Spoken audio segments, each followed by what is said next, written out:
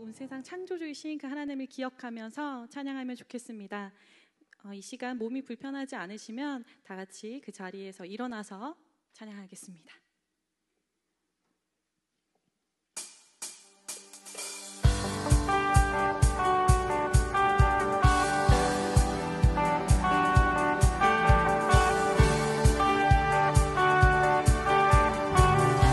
온 세상 창조주, 온 세상 창조주, 온 세상 구원자, 모든 것 이기신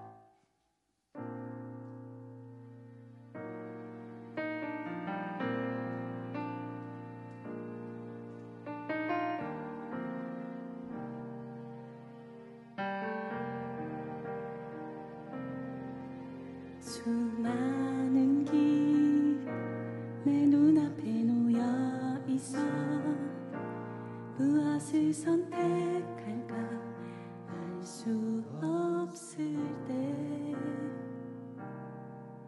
진리의 빛 내 앞길을 밝혀주면 난 믿음으로 다시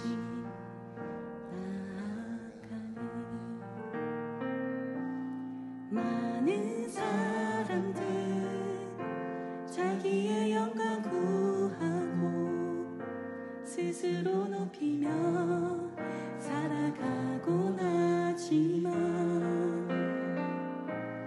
난 꿈이 있네. 내가 가는 이 길 끝에 빛나는 주님 얼굴 보기를.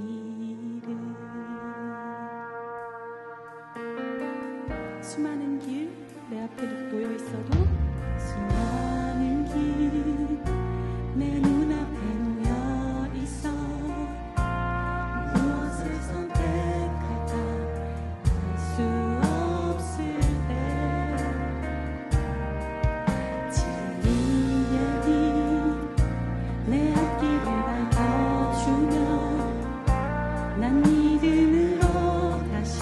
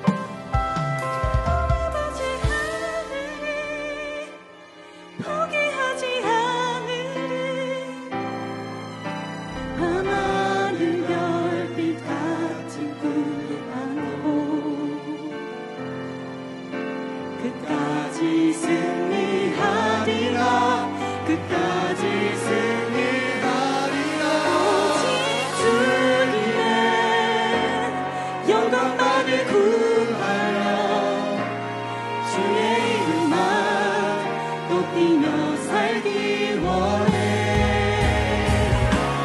난 구리네 내가 하늘이 기쁘다. 주님의 찬송되는 것, 주님의 영광 보는 것, 나는 원하는 내가 하늘이 기쁘다. 빛나는 주님 얼굴 보기를.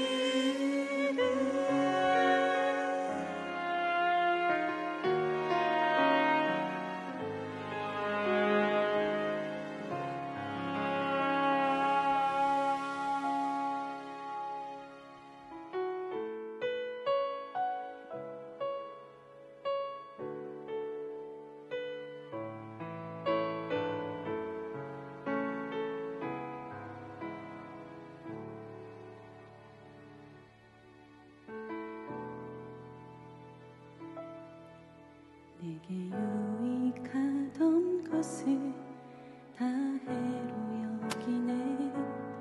구주를 위하여 모두 다 버리네.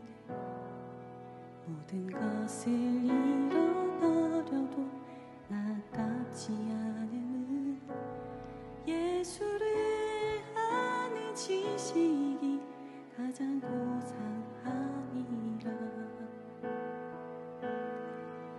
육체를 신뢰하지 않고 겸손한 마음으로 부활의 능력과 고난에 참여하며 그의 죽으심을 본받아 그리스도를 얻고 예수의 안에서 발견되려 함이라.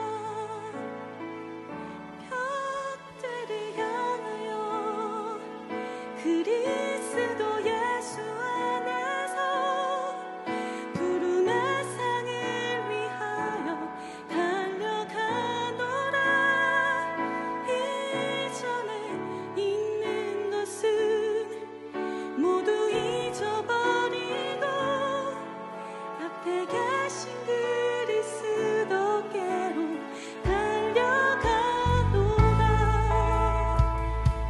다시 한번 고백하겠습니다. 내게 유익하던 것을 다 해로 여기네.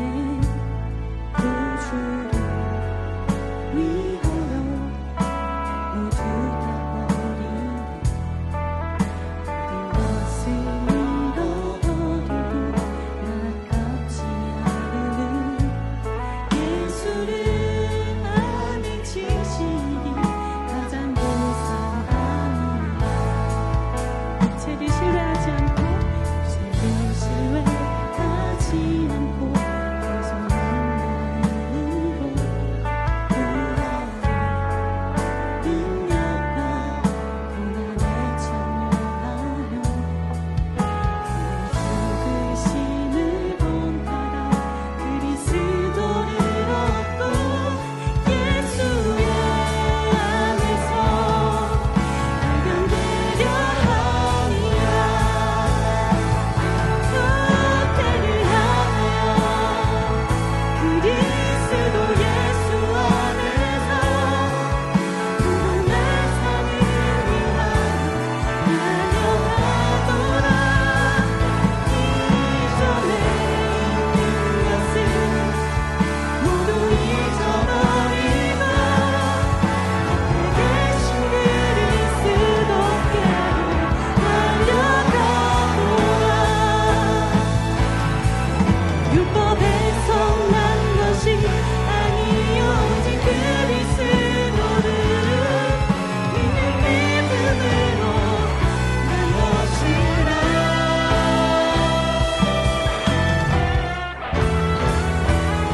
벽대를 향하여 그리스도 예수 안에서 부름의 상을 위하여 달려가노라.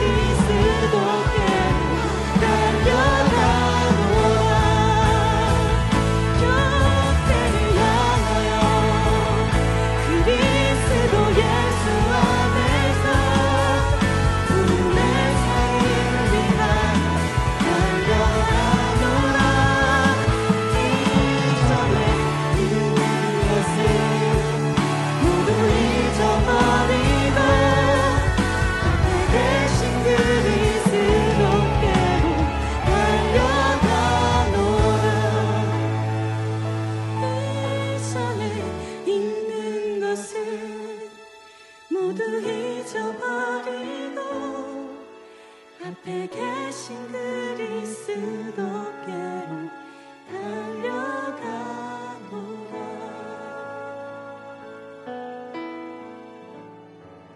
이 시간 하나님께서 주시는 마음 그대로 잠잠히 묵상함으로 나아가겠습니다. 묵상하겠습니다.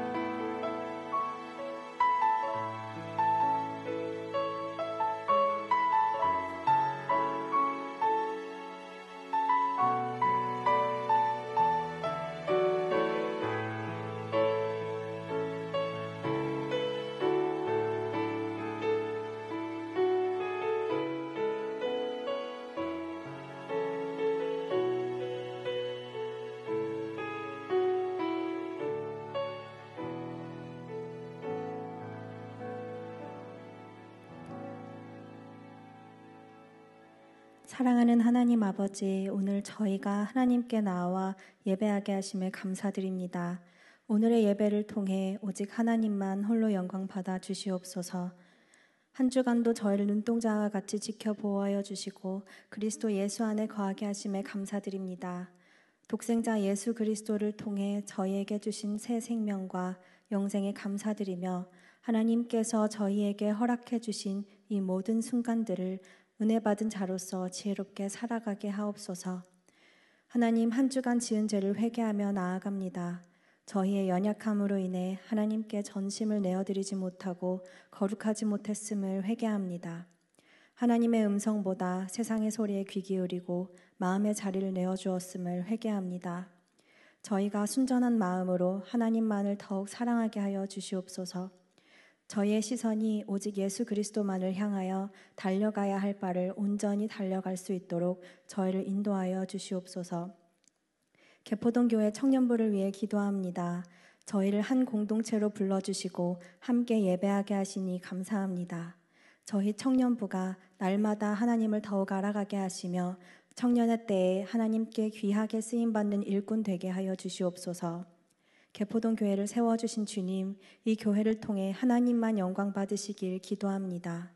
주님의 마음을 본받는 교회가 되어 겸손히 사랑하고 섬기게 하시며 하나님께서 기뻐하시는 교회 되게 하옵소서. 교회 안의 모든 가정이 말씀과 기도로 더욱 성숙하며 맡기신 각자의 영역에서 하나님의 나라를 세워가게 하옵소서. 특별히 이번 주부터 개강하는 에스라 성경대학 가운데 모든 성도님들에게 은혜 부어주시며 히브리서를 통해 하나님의 은혜를 더욱 깊이 알게 하옵소서. 매주의 금요기도 가운데 성령의 은혜를 더하여 주시고 기도회를 통해 기도의 자리가 회복되고 저희 모두가 하나님을 깊이 만나는 시간 되게 하시며 성령 충만하게 하옵소서. 하나님께서 맡겨주신 사명을 위해 전심으로 달려가시는 이풍인 담임 목사님께 늘 영육 간의 강건함을 더하여 주시며 목사님의 모든 사역 가운데 은혜를 더하여 주옵소서. 청년부 장인현 목사님께도 영육 간의 강건함을 더하여 주시며 목사님의 청년부와 유년부 사역 가운데 은혜를 더하여 주옵소서. 개포동 교회를 섬기시는 모든 목사님과 전도사님들께도 늘 영육 간의 강건함을 더하여 주셔서 행하시는 모든 사역과 각 가정 가운데 하나님의 사랑과 은혜를 더하여 주시옵소서. 영아부에서 장년부에 이르기까지 교회의 모든 예배와 모임 가운데 예수님의 풍성한 사랑이 가득하게 하시며 다음 세대 가운데 예수님을 깊이 아는 복을 허락하셔서 거룩한 다음 세대가 세워지는 교회 되게 하옵소서. 하나님께서 세우신 대한민국을 아버지 손에 올려드립니다. 이 땅의 주인이신 주님, 여러 혼란스러운 상황 가운데 있지만 이 땅 가운데 하나님의 공의와 정의가 세워지길 기도합니다. 그리하여 하나님의 마음에 합한 나라 되게 하옵소서. 어려운 시기에 한국교회가 더욱 끼어 기도하게 하옵소서. 북한의 지하교회의 성도들을 기억하여 주시고 그들의 눈물의 기도와 예배 가운데 성령님 함께하여 주시고 지켜 보호하여 주시옵소서. 하루속히 자유롭게 함께 하나님을 찬양하며 하나님께 예배할 수 있길 기도합니다. 오늘 말씀을 전하시는 담임 목사님을 위해 기도합니다.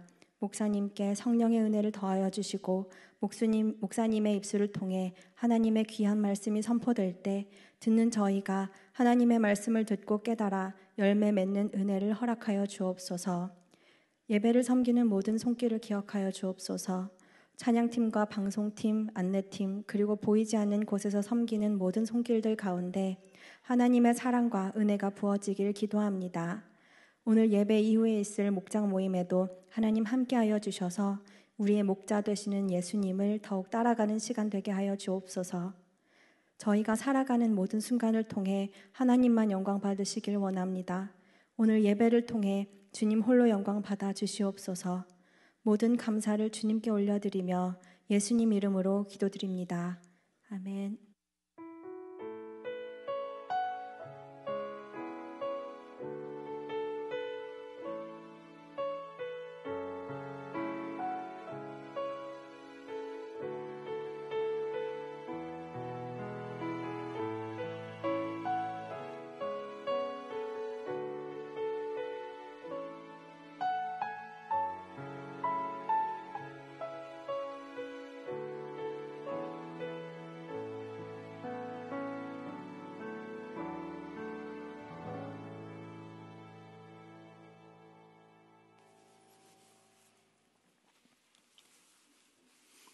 지난주 경건생활 트래킹 암송할 말씀 요한 3서 1장 11절 말씀 우리 다 함께 읽음으로 마음에 새기는 시간 가지겠습니다.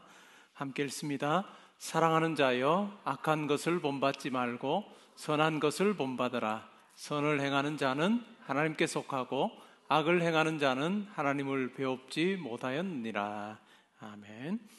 우리 삶에서 항상 하나님의 얼굴을 배우는 자로 그렇게 살면 좋겠습니다.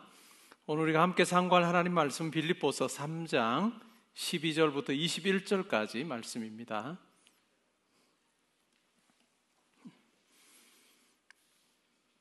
저와 교독하고 21절은 함께 봉독하겠습니다.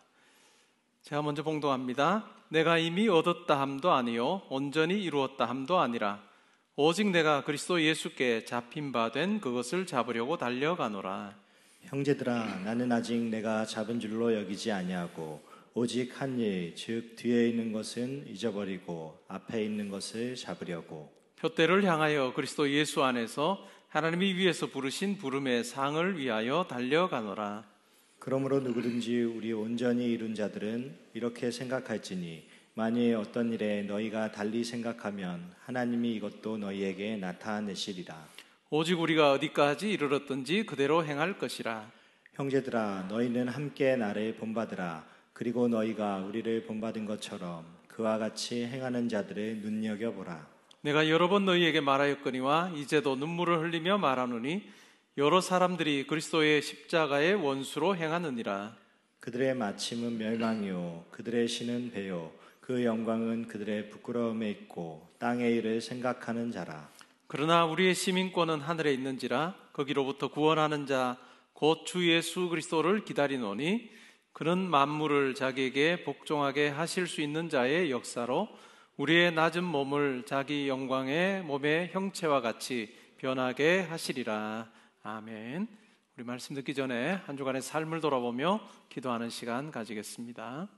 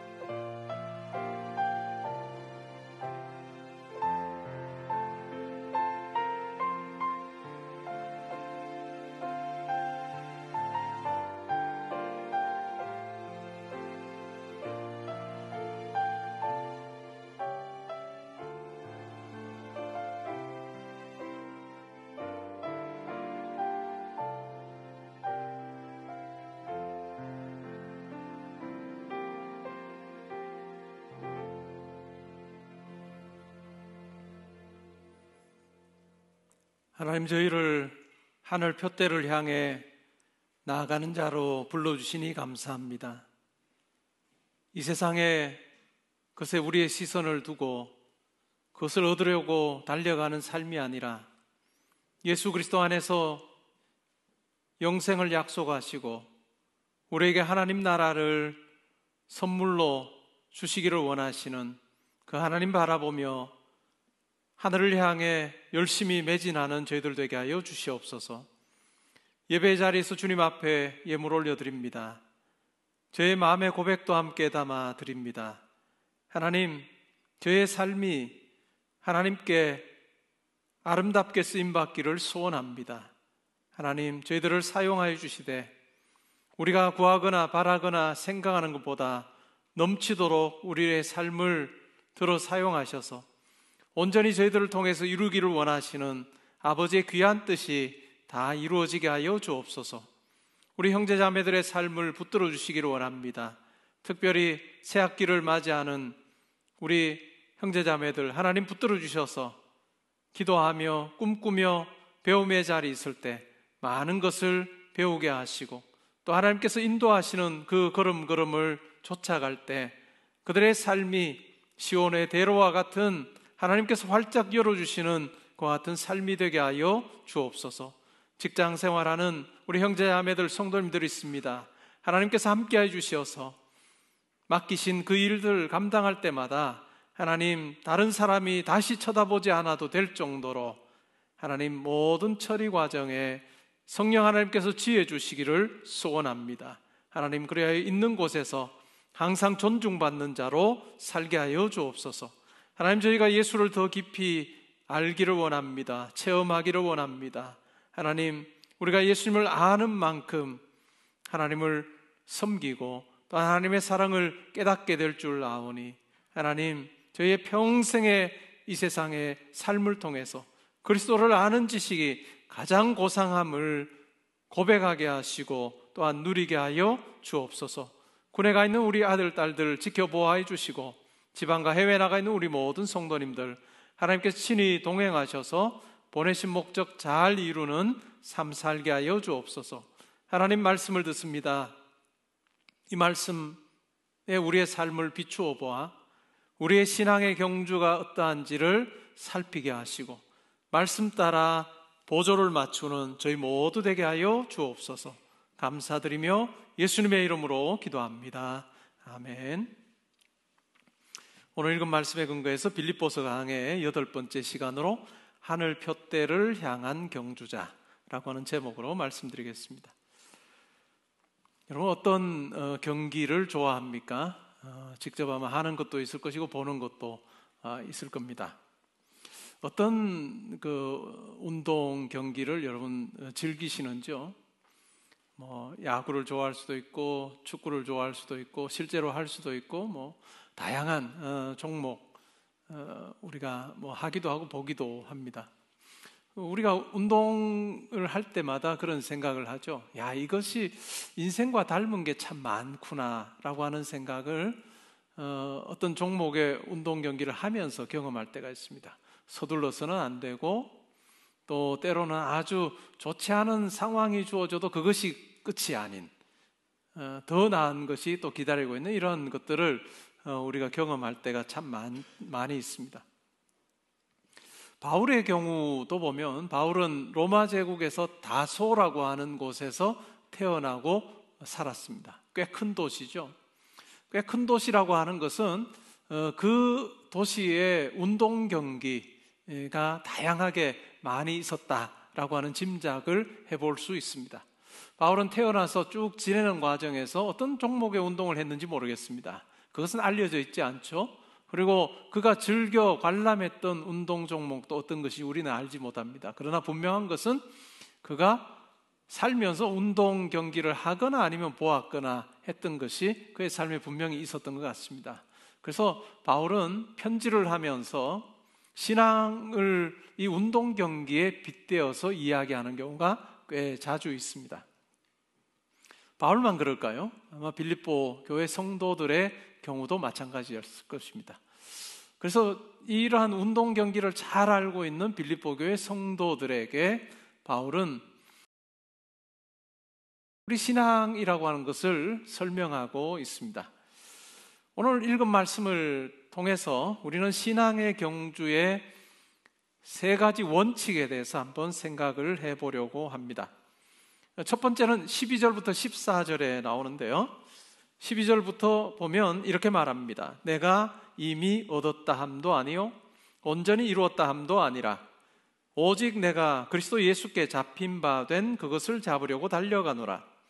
형제들아, 나는 아직 내가 잡은 줄로 여기지 아니하고 오직 한 일, 즉 뒤에 있는 것은 잊어버리고 앞에 있는 것을 잡으려고 표대를 향하여 그리스도 예수 안에서 하나님이 위에서 부르신 부름의 상을 위하여 달려간다 라고 그렇게 이야기합니다. 이 첫 번째 원칙이라고 하는 것은 바로 현재 자기의 위치와 방향을 점검해야 된다라고 하는 것입니다. 달리기 경주를 한다고 생각을 해볼까요? 달리기를 하는데 내가 지금 어디쯤 달리고 있는지, 그리고 내가 달리는 그 방향이 옳은지 옳지 않은지를 살피는 것은 매우 중요하다라는 의미입니다. 아무리 빠르게 달린다 할지라도 그것이 결승선과는 완전히 다른 반대 방향으로 달리고 있다면 그 열심은 아무런 소용이 없을 것입니다. 바울이 지금 그 이야기를 하고 있습니다. 바울은 자기의 신앙생활, 자기의 사역을 이야기하면서 이렇게 말합니다. 내가 이미 얻었다라고 생각하지 않는다. 이미 온전하게 이루었다라고도 생각하지 않는다. 그리고 내가 아직 잡은 줄로도 여기지 않고 내가 그리스도 예수께 잡힌 바 된 그것을 잡으려고 달려간다. 다르게 말하면 예수 그리스도께서 나를 자기의 것으로 삼은 것으로 말미암아 내가 그것을 잡으려고 달려간다라고 이야기를 하고 있습니다. 바울의 이 표현을 통해서 우리가 알 수 있는 것은 구원의 미완성이라고 하는 것입니다. 구원이 완성되지 않았다라는 이야기를 지금 하고 있죠. 그러면 왜 이미라고 하는 이 단어를 사용할까요? 이미 구원의 완성을 누리는 것 같은 그러한 자리에 머물러 있지 말라라고 하는 의미에서, 물론 자기를 향해서 이야기하고 또한 빌립보 교회 성도들을 향해서 이야기를 하면서 우리에게 주어진 임의라고 하는 이 차원에만 머물러 있어서는 안 된다라는 이야기를 하고 있습니다. 우리 성도에게는 이 두 가지 단어, 임의와 아직이라고 하는 이 단어, 이것은 매우 중요한 것입니다. 제가 몇 주 전에 도식을 통해서 여러분들에게 설명을 드린 적이 있습니다. 이 세상에 하나님 나라는 존재하지 않았습니다. 오직 세상의 나라만 있었습니다. 그런데 하나님 나라가 세워지는 사건이 있었는데 그것이 바로 예수님께서 이 세상에 오시고 십자가에 죽으시는 것을 통해서 하나님 나라가 이 세상에 세워지게 됐다. 다르게 말하면 이미 하나님 나라는 예수 그리스도를 통해서 이 세상에 존재하게 되었다라고 하는 말씀을 드렸습니다. 그러면 이렇게 하나님 나라가 세워지고 세상의 나라가 공존하는 이러한 시대, 그것이 바로 지금 우리가 살고 있는 시대죠.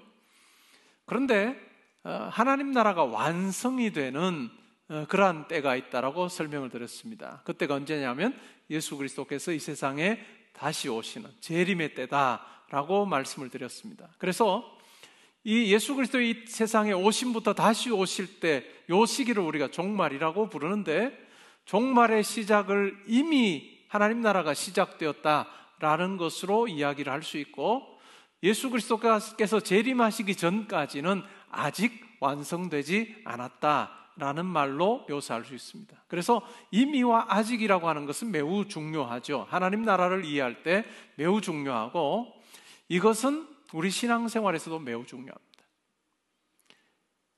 우리 신앙생활에서도 이 임의의 측면이 아주 분명하게 있습니다. 어떤 의미일까요? 우리가 예수를 그리스도로 고백할 때, 예수를 주님으로 고백할 때 우리는 이미 구원을 얻은 자로 삽니다. 이 구원을 얻었다라고 하는 이 의미는 예수를 그리스도로 고백할 때 우리의 전 존재가 완전히 예수님처럼 변한다는 의미가 아니고, 예수님을 우리가 믿는다고 고백할 때 하나님께서는 우리를 의롭다고 여겨주십니다. 여겨준다라고 하는 이 말의 의미를 여러분 아시죠? 여겨준다라고 하는 의미는 실제로는 그렇지 않을 수 있으나 않으나 그렇게 생각해준다, 인정해준다라고 하는 의미입니다. 우리가 예수를 그리스도로 고백할 때 우리를 의롭다라고 여겨준다라고 하는 이 의미는 우리를 보실 때 하나님께서 예수 그리스도의 십자가 사건을 통해 예수 그리스도를 통해서 우리를 보시기 때문에 우리 자체로는 의롭지 않은 존재입니다. 여전히 죄를 먹고 마시는 존재로 우리가 살지만 하나님께서 우리를 의롭다라고 칭해 주시고 여겨 주십니다. 이것이 우리 예수 그리스도를 믿을 때 우리 가운데 주어지는 이미 주어진 구원의 의미입니다. 그러면 우리가 예수를 그리스도로 고백하게 되면 완전히 새로워지진 않았습니다. 아직까지 우리에게는 완성이 기다리고 있습니다. 이 아직이라고 하는 이 측면 또한 우리에게 매우 중요합니다. 예수 그리스도께서 재림하시는 그날에 우리의 구원은 완성될 겁니다. 완성되는 부분이 오늘 읽었던 마지막 구절에 나옵니다. 어떨까요? 우리의 몸이 변합니다. 예수 그리스도께서 우리가 있는 동안에 오시면 우리의 이 육체가 변하게 될 것입니다. 예수 그리스도의 영광의 육체로 변하게 될 것입니다. 그런데 우리가 예수 그리스도께서 이 땅에 오실 때 우리가 이 세상에 살아있지 않으면 우리의 육체는 이미 죽어 없어지게 되지만 우리의 육체가 다시 부활하게 될 것입니다. 우리를 창조하신 하나님께서 때로는 우리가 화장을 하고 흙으로 돌아가는 이 과정이 우리 가운데 있다 할지라도 하나님께서는 아무것도 없는 것에서 창조하셨던 하나님께서는 우리를 그와 같은 어찌 보면 육체로 흙으로 돌아가 버린 이 육체마저도 하나님께서 영광의 몸으로 새롭게 재창조하시는 그와 같은 일을 행하셔서 예수 그리스도처럼 영광의 몸을 지니고 영원한 삶을 살게 하신다라고 하는 것이 구원의 완성입니다. 그래서 예수 그리스도의 재림은 있어도 되고 없어도 되는 사건이 아니라 반드시 있어야 되는 사건이라 할 수 있습니다. 그런데 이 사건은 아직 이루어지지 않았습니다. 이 이미와 아직에 대한 부분을 우리가 분명히 이해하는 것이 중요합니다. 그런데 때로는 교회 역사에도 보면 신약 성경에도 보면 이미만을 붙들고 있는 사람도 있었습니다. 이미만을 붙들고 있으면 어떻게 될까요? 예수 그리스도의 재림이 필요 없는 거예요. 이미 내가 구원받았는데 이미 예수의 재림 이후의 삶을 살고 있는 것처럼 내가 구원을 완전히 이루었다라고 생각할 때는 예수 그리스도의 재림을 기대할 필요도 없고 이미 내가 살고 있는 대로 살면 된다라고 하는 생각을 가지고 살게 됩니다. 이미 내가 구원을 받았기 때문에. 그러한 사람들이 고린도 교회에도 있었습니다. 그래서 고린도전서 4장 8절에 보면 바울이 이렇게 말합니다. 너희가 이미 배부르며 이미 풍성하며 우리 없이도 왕이 되었도다. 너희가 이미 배부르고 이미 부유하고 이미 풍성하여서 우리 없이도 왕 노릇하고 있구나 라고 하는 말로 그들의 삶을 묘사하고 있습니다. 예수 그리스도의 재림이 더 이상 필요 없는 구원의 완성을 이미 누리고 있는 자처럼 살고 있는, 그러나 삶으로는 오히려 이 아직이라고 하는 요소가 없을 때는 방탕하고 방종으로 자기의 삶을 내줄 수밖에 없는 그러한 삶을 사는 자들을 향해서, 이미만 있는 자들을 향해서 바울이 그렇게 지적하고 있습니다. 그러면 이미는 없고 아직만 있는 사람, 성도는 어떨까요? 이미는 없습니다. 내가 구원받았는지 아닌지는 모르는 거예요. 아직이에요. 그러나 구원은 나에게 이루어지지 않았다라고 생각을 하면 불안합니다. 내가 믿기는 믿어도 과연 내가 내 삶에서 신앙생활을 다 끝났을 때 내가 구원받을 수 있을까? 아니면 받지 못할까? 여전히 확신이 없는 채 그렇게 살 수밖에 없습니다. 그래서 바울 사도는 우리 신앙에 있어서 이미와 아직은 반드시 있어야 됩니다. 이미 얻은 구원, 칭의 위에 우리의 삶을, 그 완성을 향해서 나아가는 그 같은 다른 박질이 우리 가운데 있을 때야 비로소 이 땅에서의 삶이 하나님께서 원하시는 삶으로 꾸려질 수 있다라고 그렇게 이야기를 하고 있습니다. 바울은 이렇게 말합니다. 오직 한 일, 뒤에 있는 것은 잊어버리고 앞에 있는 것을 잡으려고 달려간다. 계속해서 전진하는 그러한 자기의 신앙생활에 대해서 이야기를 합니다. 오직 한 가지입니다. 그 한 가지가 뒤에 있는 것은 잊어버리고 앞에 있는 것을 붙잡으려고 달려갑니다. 뒤에 있는 것은 어떤 것일까요? 뒤에 있는 것. 빌립보 교회 성도들에게 보내면서도 편지하면서도 이 뒤에 있는 것에 해당될 법한 그러한 내용을 이미 이야기를 했습니다. 나도 육신으로 자랑하자면 자랑할 게 많다 이런 얘기를 하면서 이런 이야기를 했습니다. 나는 난지 8일 만에 할례를 받았고 히브리인 중에 히브리인이고 베냐민 지파 사람이고 또 율법에 굉장한 열심이 있었던 사람이고, 이야기는 하지 않았지만 그는 당대 최고의 랍비였던 가말리엘의 수제자로 인정받았던 것 같은 사람입니다. 그리고 율법의 의로는 내가 흠이 없었다라고 그렇게 이야기할 만한, 유대인으로 자기가 살 때 많은 자랑거리들, 그것이 바로 뒤에 있는 것에 해당될 것입니다. 뿐만 아니라 예수를 만난 이후에 사도 바울은 자기의 온 삶을 들여서 예수 그리스도께서 자기에게 맡기신 사명을 감당했습니다. 많은 고난이 있었음에도 불구하고 그는 그리스도의 십자가 복음을 증거했고, 또한 그 복음을 받아들이고 성도가 되는 사람들, 또한 교회가 여러 지역에서 생겨났습니다. 자기의 자랑거리일 수 있습니다. 그런데 그것조차도 바울 사도는 뒤에 있는 것이라고 생각을 하고 있습니다. 그것만일까요? 그렇지 않습니다.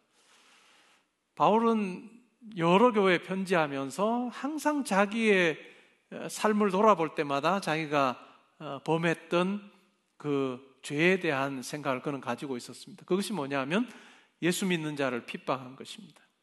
예수님을 만나기 전에 예수 믿는 자를 핍박하고 교회를 핍박하는데 어느 누구보다도 열심내었던 자기의 그 삶, 하나님을 정면으로, 예수 그리스도를 정면으로 대적했던 그 삶이 자기는 수치스러운 겁니다. 그래서 그는 그런 이야기를 합니다. 나는 실제로는 사도가 될 자격이 없는 자인데, 왜냐하면 내가 교회를 핍박하는 자였기 때문이다 라고 이야기를 합니다. 그리고 내가 죄인 중에 괴수다 라고 그렇게 이야기할 정도로 바울은 자기의 삶을 돌아볼 때마다 그 사건이 떠올랐습니다. 그런데 그것마저도 어떻게 해요? 뒤에 있는 것으로 잊어버린 것입니다.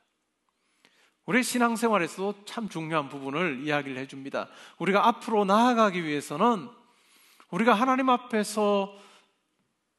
내놓을 만한 그와 같은 헌신과 또 하나님께서 기뻐하실 만한 그런 어떤 순종의 삶, 그것 우리가 끝까지 붙들고 있어서는 안 될 것입니다.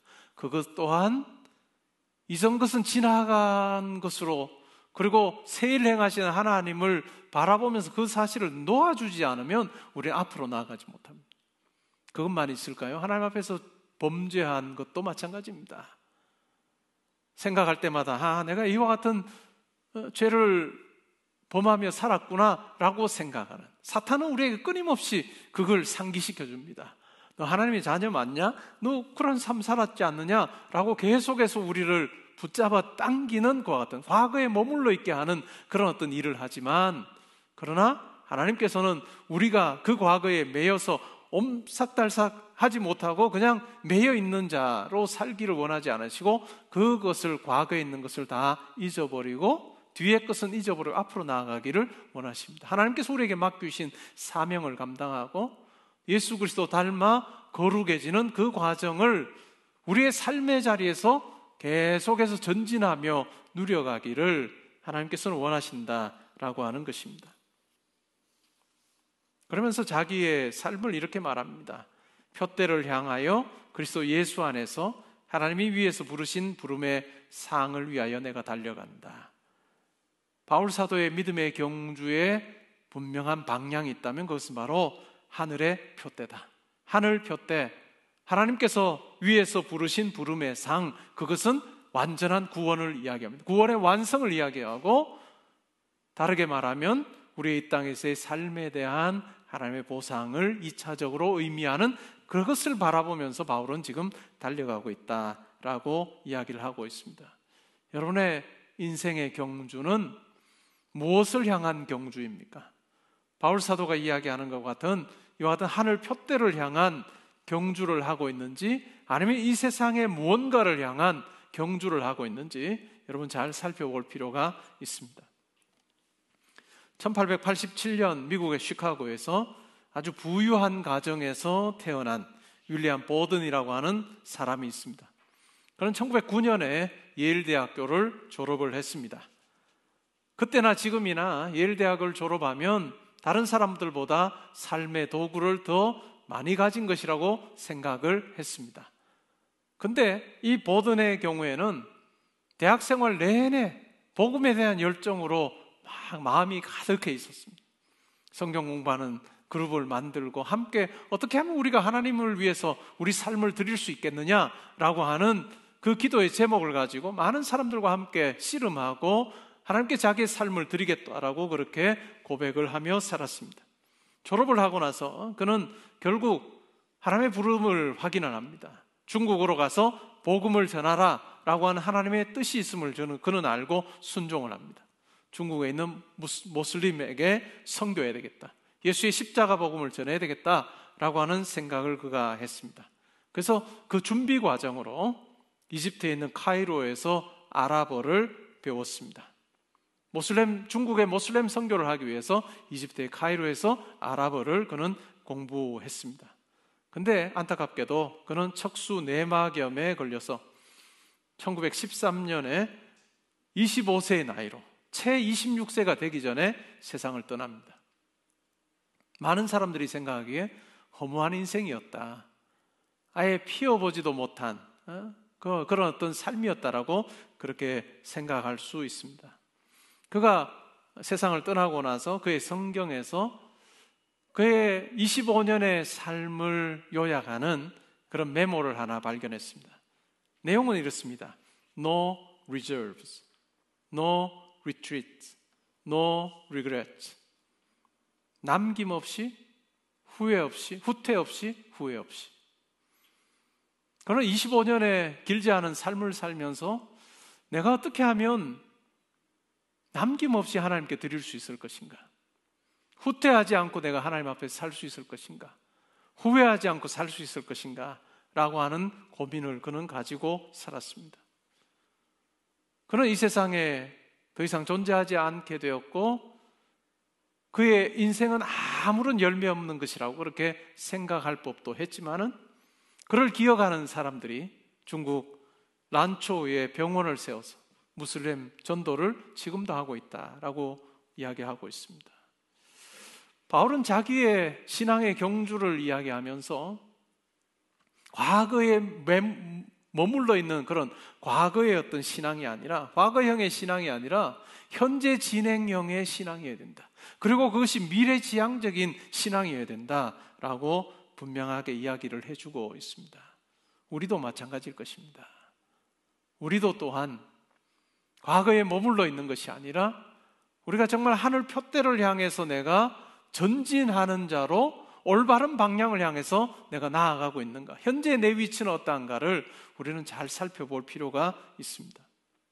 두 번째로 신앙의 경주에 두 번째 필요한 원칙이 있다면 본받아야 할 자와 본받지 말아야 할 자를 분별할 줄 알아야 된다라고 하는 것입니다.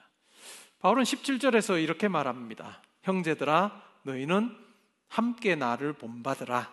그리고 너희가 우리를 본받은 것처럼 그와 같이 행하는 자들을 눈여겨보라. 본받을 자로 자기를 이야기합니다. 나를 본받으라. 여러분, 이제까지 살면서 누구에게 나를 본받으라 이렇게 이야기해 본 적이 있나요? 여러분, 친구에게 야, 나를 좀 본받아봐. 여러분, 후배에게 야, 나를 좀 본받아봐 라고 이야기를 거의 안 했을 겁니다. 아마 했으면 여러분의 삶이 어떠했을지는 우리가 짐작해 볼 수 있습니다. 근데 바울은 이렇게 말하죠. 나를 본받아라. 왜 나를 본받으라고 이야기를 할까요? 교만해서 그럴까요? 그런 것 같지는 않아요. 바울은 다른 편지에서도 분명하게 이야기를 하는데, 나는 예수 그리스도를 본받는 자로 내가 살고 있다 하는 이야기를 자주 합니다. 하나님의 뜻에 순종하기 위해서 인간으로 성육신하는 그 과정도 그대로 다 순종하시고, 이 땅에 오셔서도 하나님의 뜻을 이루기 위해서 한순간도 하나님의 뜻을 거역하지 않고 순종했던 그 예수 그리스도, 죽기까지 복종하신 그 예수 그리스도를 바울은 내가 닮고 있다 본받고 있다라고 이야기를 합니다. 그러기에 나를 본받으라 라고 하는 이 말은 곧 어떤 의미일까요? 내가 본받는 예수 그리스도를 본받으라 라고 하는 의미와도 같습니다. 우리 신앙의 경주에서 본받아야 되는 궁극적인 모델이 있다면 예수 그리스도입니다. 히브리서 12장 2절에 보면 믿음의 주요 또 온전케 하시는 예수를 바라보자. 믿음의 시작이요 믿음의 마침이신 우리의 믿음의 처음과 끝이 되시는 예수 그리스도를 우리는 바라보며 달려가야 된다라고 그렇게 이야기를 합니다. 우리 신앙생활에서 본받아야 될 분은 바로 예수 그리스도이십니다. 궁극적인 본이십니다. 그런데 이 예수 그리스도를 담는 또 다른 모델들이 우리의 신앙 경주에 필요하다라고 하는 이야기입니다. 여러분의 친구가 될 수 있습니다. 여러분의 부모가 될 수 있습니다. 여러분의 동료가 될 수 있습니다. 교회 안에서 여러분들이 목장 모임을 할 때도 바로 이것이 매우 중요한 것이 되어야 할 것입니다. 그냥 살아가는 이야기하고 그 정도 차원에서 그치는 것이 아니라 하나님의 말씀 앞에 끝까지 순종하려고 하는 그런 어떤 몸부림, 그것이 여러분 옆에 있는 목장의 형제자매들에게 때로는 본이 되기도 하고, 또한 여러분들이 그 본을 따라서 나도 저렇게 살아봐야 되겠다라고 하는 동기부여를 받고 본이 되기도 하고 본받기도 하는 이런 상호적인 이런 어떤 본받음을 통해서 여러분들이 궁극적으로 예수 그리스도를 닮아가는 그러한 모습들이 목장에서 필요할 것입니다. 그리고 18절 19절에 보면 본받지 말아야 할 자들에 대해서 이야기를 합니다. 이렇게 말을 하죠. 내가 여러 번 너희에게 말하였거니와 이제도 눈물을 흘리며 말하노니 여러 사람들이 그리스도의 십자가의 원수로 행하느니라. 그들의 마침은 멸망이요 그들의 신은 배요 그 영광은 그들의 부끄러움에 있고 땅의 일을 생각하는 자라. 그리스도의 십자가, 이것이 신앙의 경주에서 가장 중요한데 본받지 말아야 될 자들을 보면 그리스도의 십자가의 원수처럼 행동하고 있다.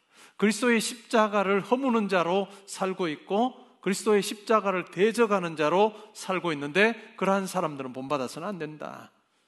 왜냐하면 그들의 마침은 멸망이에요. 그들은 결국은 멸망으로 끝날 것이고 그들은 전적으로 이 세상만 생각하는 자들이기 때문에 땅의 일을 생각하는 그러한 자들, 그들을 본받으려고 해서는 안 된다라는 이야기를 합니다. 신앙의 경주에서 본받아야 할 것과 본받지 말아야 할 것에 대해서 아주 분명하게 이야기를 하고 있습니다. 우리는 모방하는 존재입니다. 모방하는 존재입니다. 선한 것을 보고 모방하기도 하고 악한 것을 보고 모방하기도 합니다. 신앙의 경주에서 과연 나는 어디에 더 큰 영향을 받고 있는지를 살펴볼 필요가 있습니다. 여러분들이 만나는 사람들을 이러한 측면에서도 한번 생각해 볼 필요가 있습니다. 만나서 몇 시간을 이야기를 했는데 돌아오면서 내 마음속에 결심하게 되는 것은 내 이 세상에서 진짜 돈 많이 벌어야 되겠다. 이것이 여러분의 결심의 전부가 된다면 아마 그건 땅의 것을 생각하는 그러한 사람을 여러분들이 본받은 결과라고 아마 생각할 수 있을 것입니다. 누군가와 만났습니다.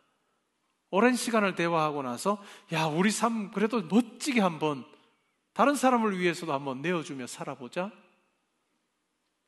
남김없이 후퇴 없이 후회 없이 한번 살아보자 라고 하는 그런 어떤 대화를 나누고 그러한 어떤 결심을 하게 되었다면 그것은 올바른 선한 본보기가 된 사람을 여러분들이 만난 결과라고 할 수 있을 것입니다.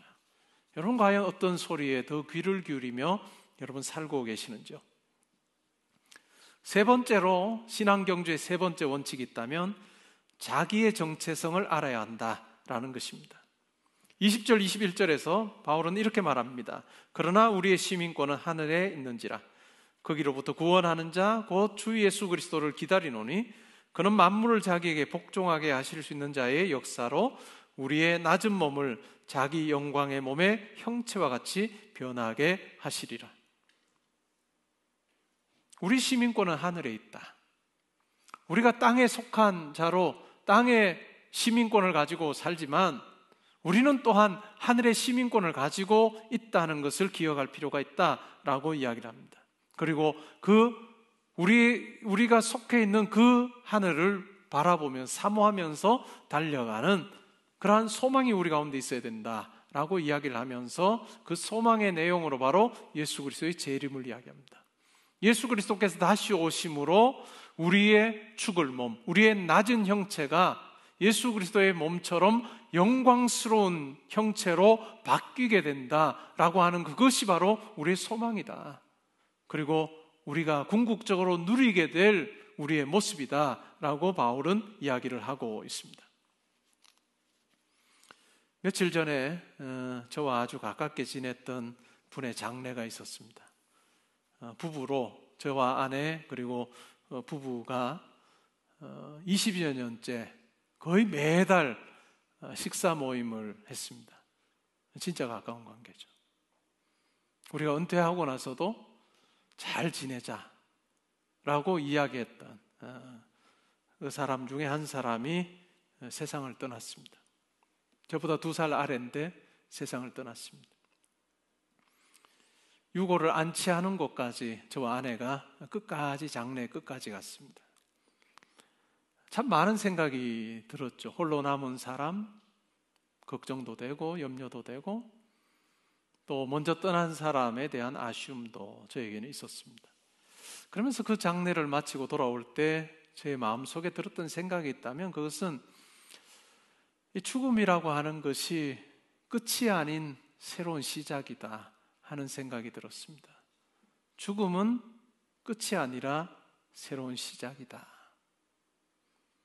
바울은 바로 그 이야기를 하고 있습니다. 이 세상이 끝이 아니라 하나님 나라가 있다.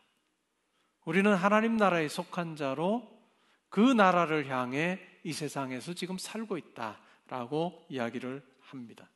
이것이 바로 우리 성도의 정체성입니다. 미국에서 있었던 일입니다. 어느 여자분이 암 진단을 받았습니다.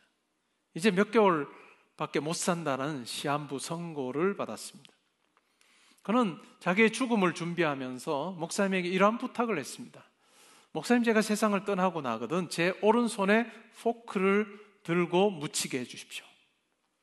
아주 특이한 요청을 한 거 아니에요? 그래서 목사님이 물었습니다. 아니 왜 그런 요구를 합니까? 라고 이유를 물었습니다. 그러자 이 여자분이 이렇게 설명했습니다. 제가 교회에서 행사 때 식사를 할 때 미국 사람들은 포크를 쓰잖아요. 나이프 포크를 쓰는데 음식을 이렇게 먹고 대충 다 먹었나 보다 싶어서 이제 포크를 내려놓고 치우려고 할 때 음식을 준비했던 분이 와서 포크 치우지 마세요. 이제 더 좋은 음식이 나오니까 포크 치우지 마세요. 그대로 두세요. 라고 하는 말을 들었다는 거예요. 포크를 자기의 손에 쥐고 있다는 것, 그것은 더 좋은 음식이 기다리고 있다라고 하는 거라는 겁니다. 그래서 내가 이 세상을 떠나지만 내가 관에 누인 채로 있겠지만 내 오른손에 포크를 쥐고 있는 그 모습을 보여주고 싶다. 그러면 장례식장에 왔던 사람들이 물을 거 아닙니까? 그때 목사님이 이야기해 주십시오. 더 좋은 것이 기다리고 있기 때문에, 더 좋은 것이 기다리고 있기 때문에 이 땅에서의 삶의 끝처럼 여겨지는 그 죽음이라고 하는 것, 그것이 불행이 아니라 더 좋은 것이 기다리고 있다는 증거다라고 하는 것을 내 죽음을 통해서 입증해 보이기를 원합니다 라는 것 같은 이야기를 했고, 실제로 그렇게 장례를 치렀다고 합니다. 그러면 어떻게 하면 우리가 천국에 들어갈 수 있을까요? 하나님께서는 우리가 천국에 들어갈 길을 명확하게 알려주셨습니다. 우리가 잘 알고 있는 요한복음 3장 16절이 우리에게 이렇게 이야기해 줍니다. 하나님이 세상을 이처럼 사랑하사 독생자를 주셨으니 누구든지 그를 믿는 자마다 멸망하지 않고 영생을 얻게 하려 하신다. 하나님이 세상을 이처럼 사랑하셔서 자기의 하나뿐인 독생자를 내어주셨습니다. 그를 믿는 자마다 멸망으로 끝나지 않고 영생을 얻게 하신다. 천국 가는 길 어렵지 않습니다. 천국은 하나님께서 우리에게 어렵게 주시는 보상이 아닙니다. 우리가 얻어내고 쟁취해야 되는 것도 아닙니다. 하나님께서 이미 다 우리를 위해서 이루셨습니다. 그리고 그 하나님께서 이루신 그것을 우리가 믿음으로 받아들이기만 하면 되는 것입니다. 예수님께서 이렇게 말씀하셨습니다. 요한복음 14장 6절에서 내가 곧 길이요 진리요 생명이니 나로 말미암지 않고는 아버지께로 올 자가 없다 라고 말씀하셨습니다. 내가 길이요 진리요 생명이다. 나로 말미암지 않고는 아버지께로 올 자가 없다. 천국에 들어갈 수 있는 사람이 아무도 없다 라고 말씀하셨습니다. 요한복음 10장 9절에서는 내가 문이니 누구든지 나로 말미암아 들어가면 구원을 받고 또는 들어가며 나오며 꼴을 얻을 거다 라고 말씀하셨습니다. 예수님은 천국으로 가는 유일한 길입니다. 천국의 문입니다. 천국에 가고 싶다면 예수 그리스도를 통과해야만 우리가 천국에 갈 수 있다라고 이야기하고 있습니다. 만약 여러분이 오늘 죽어서 천국 문 앞에 서 있다고 가정해 볼까요? 하나님께서 내가 왜 너를 천국에 들여보내야 되느냐라고 물으신다면 여러분이 뭐라고 답하시겠습니까? 제가 그런 대로 세상에 살며 착하게 살았습니다. 그건 답이 아닐 겁니다. 요한복음 3장 16절에 있습니다. 하나님이 세상을 이처럼 사랑하사 독생자를 주셨으니 누구든지 그를 믿는 자마다 멸망하지 않고 영생을 얻는다라고 말씀하셨고 저는 예수를 믿는 자입니다 라고 하는 그 답이 정답일 것입니다. 여러분 천국 갈 확신이 있습니까?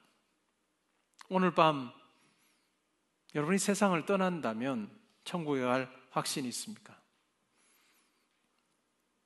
많은 사람들이 이렇게 답할 것입니다. 잘 모르겠습니다. 그랬으면 좋겠습니다. 제가 그런 대로 착하게 살았으니 아마 갈 수 있겠죠? 천국은 희망사항이 아닙니다. 내가 천국에 갈 것입니다 라고 확신할 수 있어야 됩니다. 그것은 그 확신의 근거는 내가 선행을 행하며 사는 것이 아니라 예수 그리스도의 십자가입니다. 내가 예수 그리스도의 십자가를 믿을 때 우리는 천국 간다라고 하는 확신을 가질 수 있습니다. 내가 어느 정도 착하게 살면 천국 갈 것 같고 착하게 살지 못하면 천국 가지 못할 것 같은 이런 왔다 갔다 하는 신앙이 아니라 내가 예수 그리스도의 십자가를 믿습니다 라고 하는 나를 위한 사건으로 내가 고백합니다 라고 하는 이 흔들림 없는 이 믿음의 고백, 이것이 우리로 하여금 천국으로 인내하는 그와 같은 것이 될 것입니다. 천국에 가는 확실한 방법 성경에서 분명하게 이야기합니다. 로마서 3장 23절에서 이렇게 말합니다. 모든 사람이 죄를 범하였으며 하나님의 영광에 이르지 못하더니, 하나님의 영광에 이르지 못하고 죄 가운데 그냥 죽어가는 것이 우리의 삶입니다. 우리의 인생입니다. 그런데 하나님께서 이렇게 우리를 내버려 두지 않으셨습니다. 로마서 5장 8절에 보면 우리가 아직 죄인 되었을 때 그리스도께서 우리를 위하여 죽으심으로 하나님께서 우리에 대한 자기의 사랑을 확증하셨느니라. 우리가 아직 죄인 되었을 때 그리스도께서 우리를 위하여 죽으심으로 하나님께서 우리를 얼마나 사랑하시는지를 보여주신 사건, 그것이 바로 예수의 십자가 사건입니다. 예수의 십자가 사건 속에 하나님의 우리를 향한 사랑이 구구절절히 드러나 있습니다. 그러면 우리가 해야 할 게 뭘까요? 로마서 10장 9절에서 이렇게 말합니다. 내가 만일 내 입으로 예수를 주로 시인하며 또 하나님께서 그를 죽은 자 가운데서 살리신 것을 내 마음에 믿으면 구원을 얻으리라. 하나님께서 나를 위해서 나를 대신하여 자기 아들 예수를 십자가에 이 세상에 보내시고 십자가에서 내가 감당해야 되는 죄값을 대신 지불하게 하심으로 나를 더 이상 죄인의 자리에 머물러 두지 않게 하시고 하나님의 자녀로 삼으시는 놀라운 이와 같은 구원의 이 놀라운 사건을 행하셨다는 것을 내가 마음으로 믿는 것입니다. 그리고 입으로 시인하는 것입니다. 이것이 우리 가운데 있을 때, 이것이 우리의 입을 통해서 예수의 그리스도이심을 우리가 시인하게 될 때, 요한복음 1장 12절에서 이렇게 말합니다. 영접하는 자, 곧 그 이름을 믿는 자들에게는 하나님의 자녀가 되는 권세를 주셨다. 이것이 우리가 천국 가는 비결이라고 말씀은 이야기하고 있습니다. 내가 착하게 사느냐?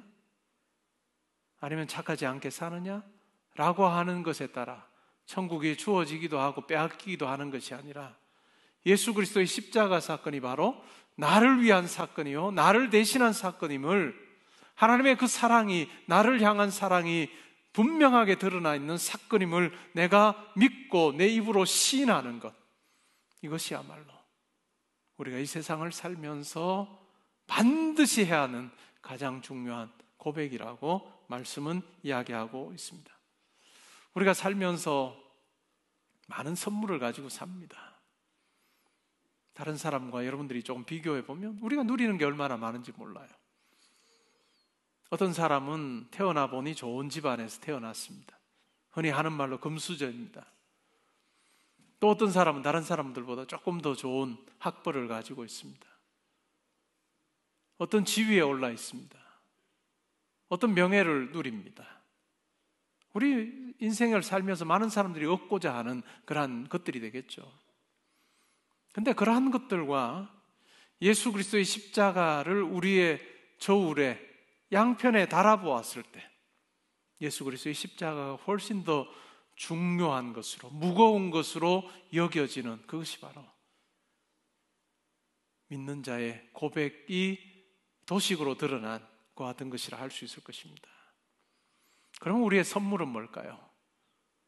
하나님의 사랑을 경험하고 그리스도의 십자가 사건을 통해서 이제 내가 천국 백성 된 자로서 다른 사람들이 생각하기에 우리에게 조금이라도 더 많이 주어졌다라고 하는 그것이 내 인생에서 궁극적인 목적이 되어서 내가 물질을 얻기 위해서 내 삶을 다 투자하고 어떤 지위에 오르기 위해 내 삶을 투자하고 또한 명예를 얻기 위해서 내 삶을 투자하는 궁극적인 어떤 목적이 아니라 예수 그리스도를 통해서 천국을 소유한 자로서 그 믿음의 경주에 내게 주신 그 선물이 때로는 물질이 걸림돌이 아니라 디딤돌이 되고, 내게 주신 학벌이 걸림돌이 아니라 디딤돌이 되고, 내게 주신 지위와 명예가 걸림돌이 되지 않고 디딤돌이 되게 하시는 그 같은 삶을 사는 것, 그것이 바로 하나님께서 우리를 보시면서 기대하는 삶이라 할 것입니다. 여러분, 오늘 이 말씀을 들으면서 여러분의 마음으로, 입으로 고백하면 좋겠습니다. 예수가 나의 그리스도이시고 예수가 나의 주님이심을 고백하는 그러한 시간을 가지면 좋겠습니다. 믿음에 확신이 있는 분들도 있을 것이고, 아니면 이제 막 믿음 생활을 시작한 분들도 있을 것입니다. 그러나 우리가 진심으로 이 기도를 드림으로 내가 하나님 앞에서 믿음의 고백을 하는 그런 우리가 되면 좋겠습니다. 이 시간 우리 기도문을 내 말로 고백함으로 우리 하나님 앞에 기도하는 시간 가지겠습니다. 우리 함께 마음을 담아 기도하겠습니다. 함께 읽겠습니다. 하나님 아버지, 저는 죄인입니다. 제 죄 때문에 하나님과 멀어졌습니다. 하지만 예수님께서 저를 위해 십자가에서 죽으시고 부활하셨다는 사실을 믿습니다. 예수님을 제 구주로 영접합니다. 이제부터 제 삶을 주님께 맡깁니다. 저를 구원해 주시고 하나님의 자녀로 삼아 주시옵소서. 예수님의 이름으로 기도합니다. 아멘. 우리 그 자리에 일어나셔서 우리 오늘의 기도 읽고 찬양하겠습니다.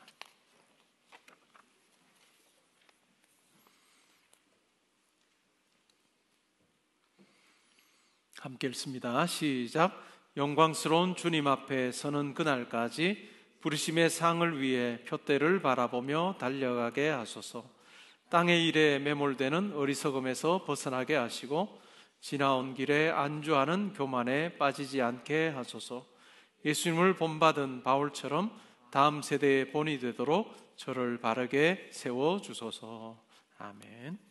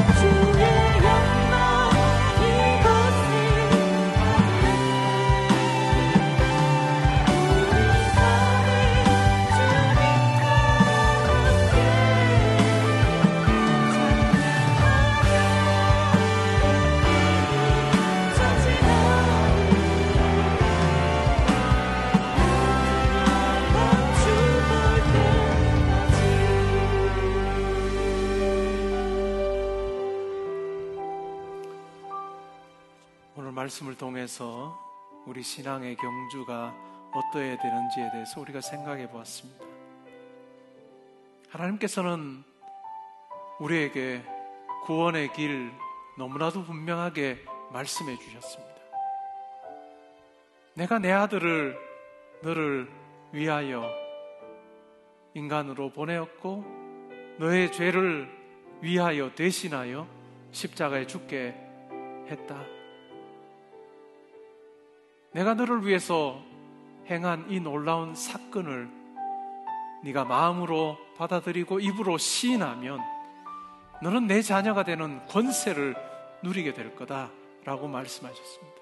이건 제가 드리는 말씀이 아니라 하나님의 말씀입니다. 오늘 우리가 이 시간 내가 예수를 그리스도로 고백합니다. 내가 예수를 주님으로 고백합니다. 하나님께서 말씀하셨으니 제가 마음문 열고 하나님께서 나를 위해서 행하신 일임을 내가 고백합니다 하는 믿음의 고백을 하면 좋겠습니다. 그리고 그 믿음의 고백을 하고 우리 인생을 살 때 하나님의 자녀가 되는 권세를 주셔서 내가 가진 지혜와 능력으로 살지 않게 하시고 온 우주 만물을 창조하신 창조주 내 아버지의 지혜와 권능으로 나를 붙들어 주시는 그것을 경험하면 좋겠습니다.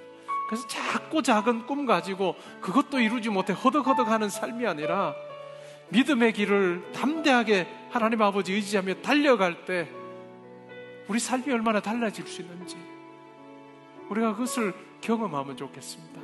이 세상에서 조금 더 많은 물질 누리는 것이 우리의 시시한 목표가 아니고 하나님께서 우리에게 물질을 주셔도 그게 우리의 인생의 신앙의 경주에 디딤돌 되게 내가 하나님을 위해서 마음껏 사용하고도 정말 즐거워하며 또 나에게 더 부어주신 하나님 만나면서 내가 하나님 것 가지고 내가 살기 원합니다 라는 그 고백이 우리 가운데 있습니다. 내 것 가지고 살면 째째해집니다. 그거 어떻게 감당해요? 근데 하늘문을 여셔서 우리에게 공급해 주시는 그걸로 살면 우린 정말 신나는 삶을 살 수 있을 겁니다. 이 시간 우리 삶을 놓고 이 시간 한번 기도하는 시간 가지면 좋겠습니다. 함께 기도하겠습니다. 하나님 아버지 감사합니다. 죄 가운데 멸망으로 끝날 수밖에 없는 저를 위하여 하나님의 아들이신 예수를 이 땅에 보내시고 나를 대신하여 나를 위하여 내가 감당해야 되는 그 죄값을 십자가에서 지불하심으로 내가 죽어야 할 그 자리에 죽게 하시고 또한 내가 살아나기 위해서 예수 그리스도를 살리신 하나님의 놀라운 그 구원 사건을 제가 믿습니다. 예수의 십자가와 부활이 바로 나의 죄를 없애고 나를 의롭게 하시는 하나님의 놀라운 유일한 구원의 사건임을 제가 고백합니다. 하나님 제 마음으로 받아들이고 입으로 시인합니다. 예수님이 나의 그리스도시요 주님이심을 고백합니다.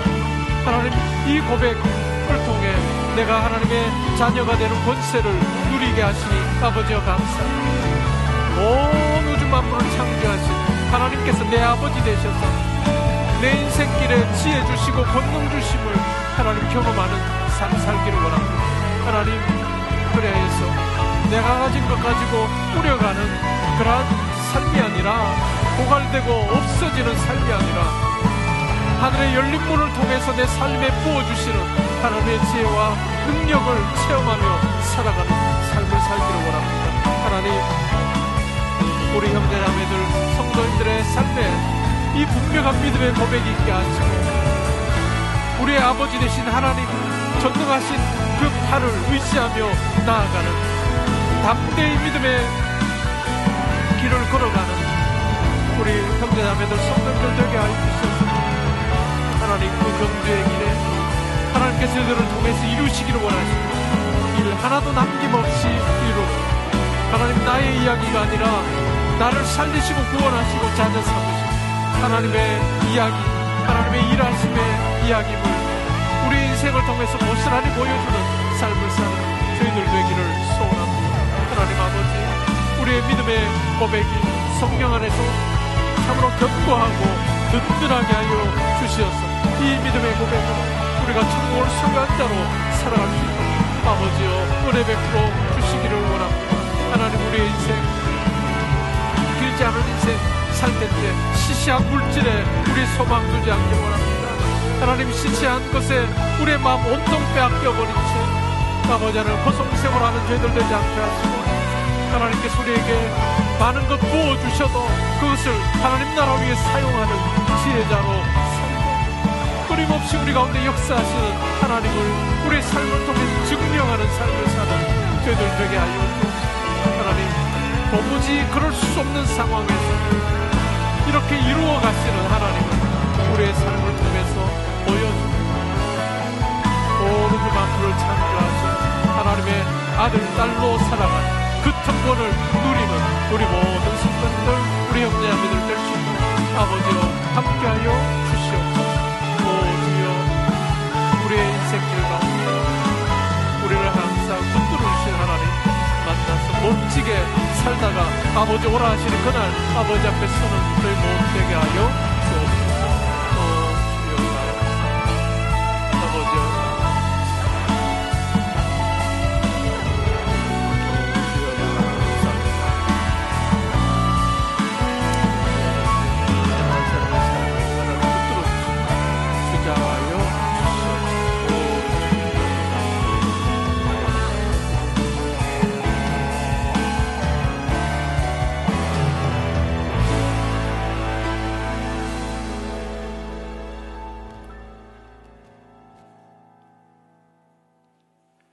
이제는 우리 주 예수 그리스도의 은혜와 하나님의 사랑과 성령의 교통하심이 죄 가운데 영원한 멸망으로 끝날 수밖에 없는 나를 위하여 하나뿐인 아들을 이 세상에 보내시고 내가 감당해야 되는 죽음의 형벌을 대신 감당하게 하여 주심으로 나를 대신하여 예수께서 죽으시고 그것을 통해 나를 죄로부터 건져주실 뿐만 아니라 그를 살리심으로 내가 하나님 앞에 의로울 수 있는 놀라운 하나님의 놀라운 구원 사건을 나를 위해서 행하신 것을 내가 믿음으로 내가 천국을 소유한 자로 또한 하나님의 자녀로 사는 특권을 누리게 하여 주셨음을 알고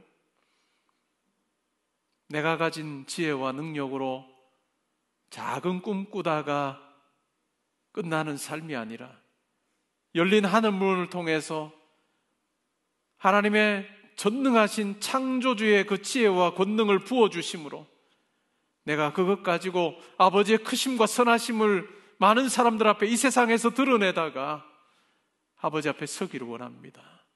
하나님, 저의 인생을 통해서 하나님 영광 받아 주옵소서. 하나님 앞에 서는 그날 두 팔을 벌리시고 나를 영접하실 그 아버지를 제가 고대하며 멋지게 이 땅에서 삶 살겠습니다.